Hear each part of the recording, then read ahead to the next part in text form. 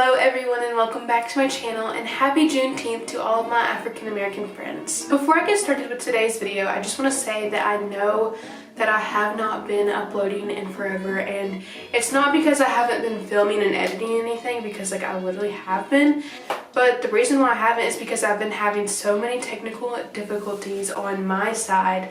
I literally filmed and edited this whole entire amazing video for Tulsa, Oklahoma, the history of Tulsa, and if you're black, you know what it is. If you're white, that's the reason why I made it, because we were not taught anything about Tulsa, Oklahoma, and Black Wall Street at all. So I'm gonna have to refilm that, and eventually it will go up on my channel. And so today we're gonna be talking about the history of the Juneteenth holiday. Just like Black Wall Street, this is another historical event that I was not taught in school, and I'm sure a lot of other people were also not taught about Black Wall Street in school.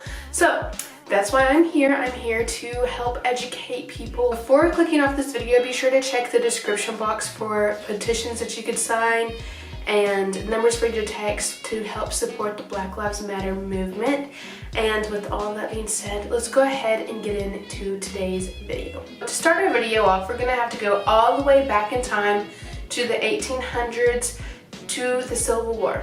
So the Civil War took place on April 12th, 1861 to April 9th, 1865. So a lot of people debate on what the Civil War was fought about, and the answer to that is really simple: slavery.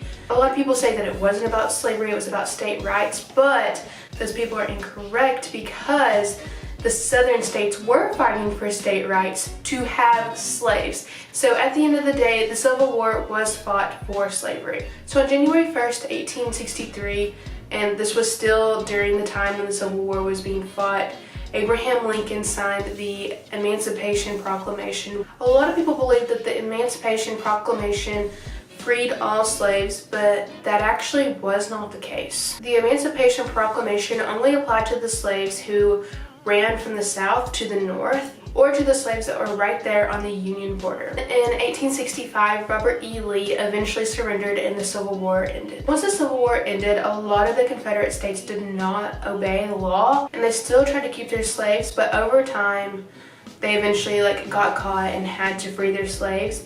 But the one state that literally fought to the end to keep their slaves was Texas. But after Robert E. Lee surrendered, slave masters in Texas did not tell their slaves that they were free. For a whole 2 years, slaves were still working in Texas when they were free.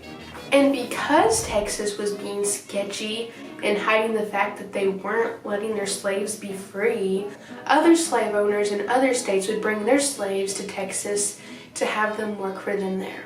Then on June 19th, 1865, Texas was forced to let their slaves become free. This event happened on June 19th, 1865, when a general major named Gordon Granger and a couple other Union soldiers went to Galveston, Texas to tell Texas plantation owners that they need to set their slaves free, because, they didn't win the Civil War. The Confederates were not listening and obeying the law. So when the soldiers were talking to the Confederate slave owners, they read the General Order Number 3 to the slaves, so the slaves would know that they were free. During this time, 500,000 slaves freed themselves. They left their plantations immediately. So from this point on in this video, I'm not going to refer to the slaves as slaves. They're going to be called African American people, because they are free and they are not slaves. So that's what we're going to be calling them from now on.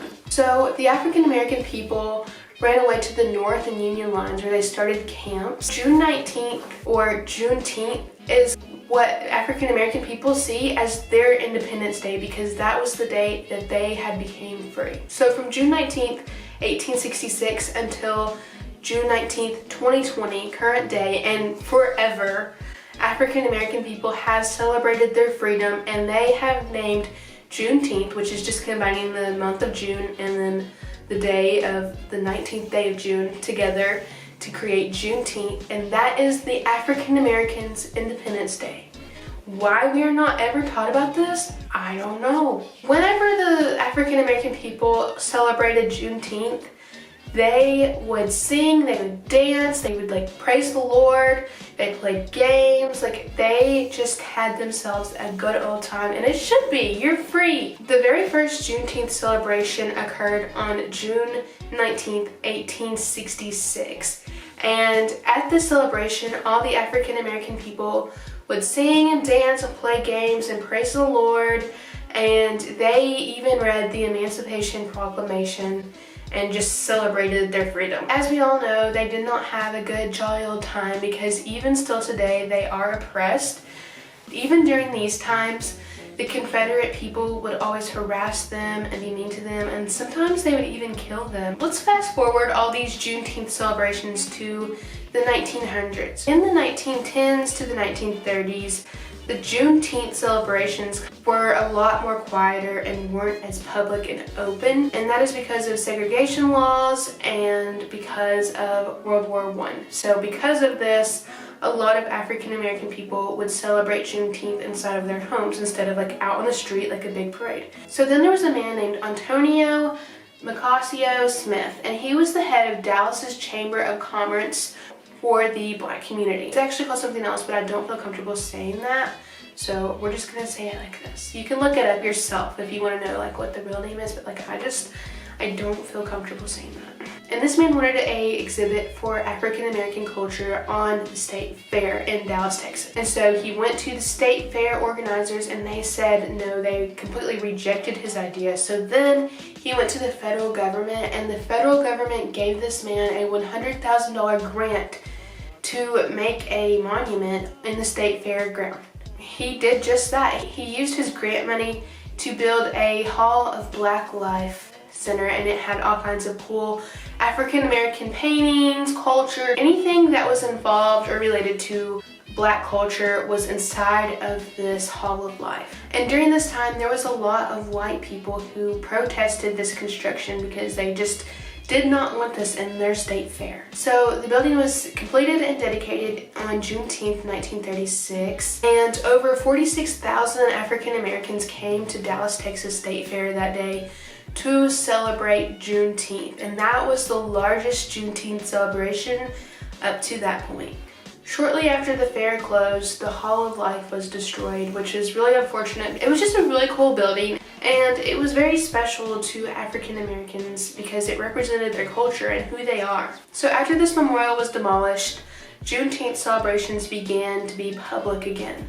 So in the 1980s, Juneteenth celebrations started to include African American cultures and arts and musics. Then in 1970, an African American politician introduced a House bill called 1016 to make Juneteenth a state holiday in Texas. Legislation signed this bill, and the bill was passed on June 7th, 1979, a week before Juneteenth. So that is the history of Juneteenth. I hope you guys really enjoyed this video. Before you leave, don't forget to subscribe to my channel. Don't forget to sign the petitions in the description box and text the numbers to help the Black Lives Matter movement. And with all that being said, I'll see you guys next time. Stay blessed, stay woke, and stay safe.